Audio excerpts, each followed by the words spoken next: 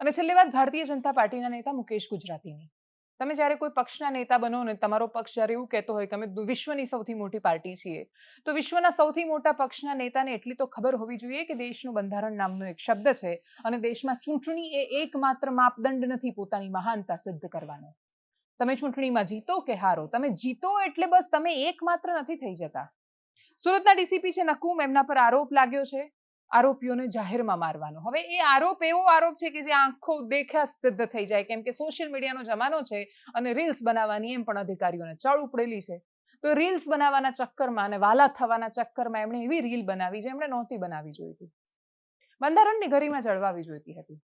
અનેક એવા પોલીસ અધિકારીઓ થયા કે જેમણે કોઈ જ રીલ્સ બનાવ્યા વગર ને દેખાડો કર્યા વગર બહુ જ મોટા મોટા ક્રાઇમ ઉકેલી દીધા. અને એટલા મોટા ક્રાઇમ સોલ્વ કર્યા પછી પોતાનું કામ પૂરું થયું ત્યારે પ્રસિદ્ધિની એક વાત કે એક શબ્દ બોલ્યા વગર ચૂપચાપ એ ખુરશી પરથી સંપૂર્ણ ગરિમા સાથે કોઈ જ મોટા રથ ખેંચાવ્યા વગર ને પોતાના પર પુષ્પ વર્ષાઓ કરાવ્યા વગર ને એની રીલ સરસ મજાની સરસ વંદે માતરમ કે પછી બહુ મજાના ભાવુક ગીતો વાગતા હોય બેકગ્રાઉન્ડમાં, એવું કશું જ કર્યા વગર એ પોતાનું કામ કરીને નીકળી ગયા.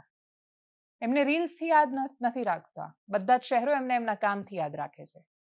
પણ નકુમ સાહેબને એવું થયું કે આપણે રીલ બનાવીએ, એમને રીલ બનાવીએ ખરી ને ખૂબ મારતા હતા એ આરોપીઓને. પોલીસનું કામ જજમેન્ટ આપવાનું નથી.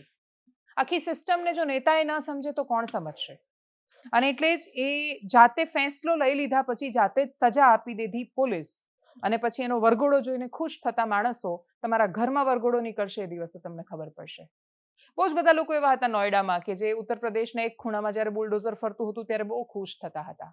એમના ઘરે બુલડોઝર પહોંચ્યું ત્યારે ચોધાર આંસુએ રડતા હતા અને પછી એ જ લોકો કહેતા હતા કે આવો બુલડોઝર વાળો ન્યાય તો થોડો હોય, અમને સાંભળો તો ખરા. બસ આ જ વાત વરઘોડામાં એ લાગુ પડે છે. રેન્ડમ કોઈ પણ માણસના વરઘોડા નીકળતા જોઈને તમે જ્યારે ખુશ થાવ છો ત્યારે ભૂલી જાઓ છો તમે કે તમારા ઘરે આવશે ત્યારે તમને ખબર પડશે. પોલીસના કેટલાય બધા, એટલે એસીબીની બહુ બધી ટ્રેપ એવી છે કે જેમાં તમને ખબર પડશે કે વરઘોડો ન કાઢવાના પૈસા લીધા. એટલે કોઈ પણ નીતિ નિયમ નવા જેમાં પોલીસ કે સરકારને એવું લાગતું હોય કે આ કશુંક સારું કરવા માટે થઈ રહ્યા છે તો એ ન કરવાના પોલીસ પૈસા લેવા માંડે ને એના નામ પર દમદાટી આપતા હોય એવા કિસ્સા પણ બને છે. ડીસીપી નકુમે એ જ કર્યું કે એ રીલ બનાવી છે એમણે નહોતી બનાવવાની. એના સમર્થનમાં મુકેશ ગુજરાતી નામે ભાજપના નેતા આવ્યા અને એમણે શું લખ્યું, તમે આટલી ઓછી સમજણ કોઈની અંદર હોઈ શકે અથવા એ મૂર્ખામીની ચરમસીમા તમે જુઓ. એમણે લખ્યું કે જજને વહીવટનો કીડો હોય તો એકવાર ચૂંટણી મેદાનમાં આવે, જનતા શું ઈચ્છે છે એ ખબર પડી જશે. એટલે એમ ડીસીપી નકુમના તમે હાથ બાંધીને શું સાબિત કરવા માંગો છો? એ રીતે એ જજને શીખવવા નીકળ્યા અને શું જજને વહીવટ શીખવવા નીકળ્યા. એમાં એમણે લખ્યું બહુ મહત્વનું છે કે ચૂંટણી મેદાનમાં આવો જનતા શું ઈચ્છે છે એ તમને સમજાય. જનતા ઈચ્છે એ પ્રકારનું શાસન કરવા તમને નથી મોકલ્યા ત્યાં. જનતા માટે શું જરૂરી છે ને મહત્વનું છે ને દેશના બંધારણે શું માર્ગદર્શન આપ્યું છે એ પ્રકારનું શાસન કરવા માટે જનતા બેસાડે છે. આ કોઈ ભીડતંત્ર નથી. આ દેશમાં ડેમોક્રેસી છે. આ મોબોક્રેસીથી, ભીડતંત્રથી કે ટોળાશાહીથી ચાલતો દેશ નથી. લોકોને તો તમને કાલે મારે એમાંય મજા આવશે. લોકો ખુશ થશે ભાઈ મુકેશ ગુજરાતીનો વરઘોડો કાઢો ને એમને બધા મારીએ ને એમને મજા આવશે. લોકો એવું ઈચ્છે. લોકો ઈચ્છે એ પ્રકારે ન્યાય નથી થતો. ન્યાય કરવા માટેના નીતિ નિયમો છે અને નીતિ નિયમો પ્રમાણે ન્યાય કરે છે ને ન્યાય પણ અદાલતમાં કરવાનો છે. અને ન્યાયની દેવીને એટલે જ આપણે આંખ બંધ કરેલી બતાવી છે. એટલા માટે નહીં કે એને કંઈ ખબર નથી પડતી કે દેખાતું નથી, એટલા માટે કે ભેદ ન કરે. એનો સંકેત એ છે. એ અમીર ગરીબ કે બાકી બધામાં ભેદ નથી કરતા. અને એટલે જ આટલી સાદી સમજણ મુકેશ ગુજરાતીને નહોતી અને એટલે જ એમણે આ લખ્યું. વિવાદ વધારે બન્યો. બાર કાઉન્સિલે પણ એનો વાંધો ઉઠાવ્યો. યતિનોઝાએ પત્રકાર પરિષદ કરી. એમણે તો પાર્ટીને પણ સલાહ સૂચન આપીને બહુ મહત્વની હતી કે તમે શીખવાડો નેતાઓને જેથી પાર્ટીનું નામ ખરાબ ન થાય. આ બધું જ જ્યારે થઈ રહ્યું હતું એના પછી મુકેશ ગુજરાતીએ બીજું ફરી એકવાર પોસ્ટ લખીને એમને એવું કહેવું હતું કે અલગ રીતે લેવામાં આવી પોસ્ટ. અલગ રીતે લેવામાં નથી આવી, અલગ રીતે લખાઈ છે. ચોખ્ખું લખ્યું છે જજને વહીવટનો કીડો હોય તો જજનું કામ ચૂંટણીના મેદાનમાં ઉતરવાનું છે. બીજું, આ દેશમાં કોઈની પાસે સર્વોચ્ચ સત્તા નથી. તમે પૂછો કે આ દેશમાં એબ્સોલ્યુટ પાવર કોની પાસે? કોઈની પાસે નહીં. આ દેશમાં પ્રધાનમંત્રી પાસે પણ એબ્સોલ્યુટ પાવર નથી. એ જવાબ દેશે પાર્લામેન્ટને. જો ચૂંટણી જીતવાથી જ બધું સિદ્ધ થઈ જતું હોત તો રાજ્યસભા નામે વ્યવસ્થા ના હોત. ચૂંટણી જીતવા વાળાને જ હોત ને કે તમે જ પોલીસ ને તમે જ જજ ને તમે જ અધિકારી, બધું તમે કરો. ચૂંટણી જીતીને તમે સર્વોચ્ચ નથી થઈ જતા. આ દેશમાં ઓટોક્રેસી નથી ચાલી રહી. આ દેશમાં ડેમોક્રેસી છે. ડેમોક્રેસી, મોબોક્રેસી, ઓટોક્રેસી, ઇલેક્ટ્રોક્રેસી આ પ્રકારના શબ્દોની સમજણ જ્યાં સુધી નેતાઓને નહીં પડે કે નહીં પહોંચે એમના સુધી, ત્યાં સુધી આવા લોચા માર્યા કરશે. ને એ લોચા મારે ને પાર્ટી શરમાયા કરે. પાર્ટીને શરમ આવશે કે કેમ એ ખબર નથી, પણ આવવી તો જોઈએ. એક લોકતાંત્રિક દેશમાં જજને ચૂંટણી લડવા માટે ઇન્વાઇટ કરે કે આવો ને જુઓ ને જનતાને શું ગમે છે એ જુઓ, તો જનતાને ગમે એના માટે ચાલતું આ મનોરંજન કે સર્કસ નથી. ભલે તમે એને બનાવી એ દીધું છે, ભલે રાજનીતિ એ અપીઝમેન્ટનો ખેલ બની ગઈ છે ને લોકોને ખુશ કરવા માટે નિર્ણયો લેવાય છે, પણ આ લોકોને ખુશ કરવાનો પ્રશ્ન નથી.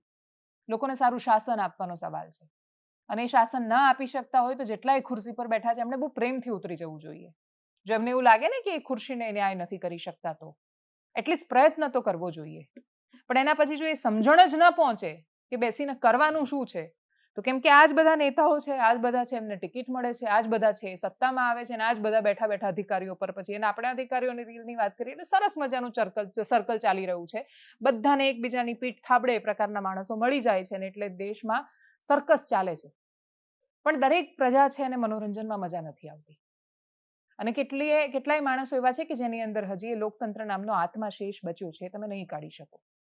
દેશમાં ખૂબ બધા માણસો એવું કહે છે કે આ ડેમોક્રેસી નથી, ઇલેક્ટ્રોક્રેસી ચાલી રહી છે, ઇલેક્શન મેનેજમેન્ટ થાય છે.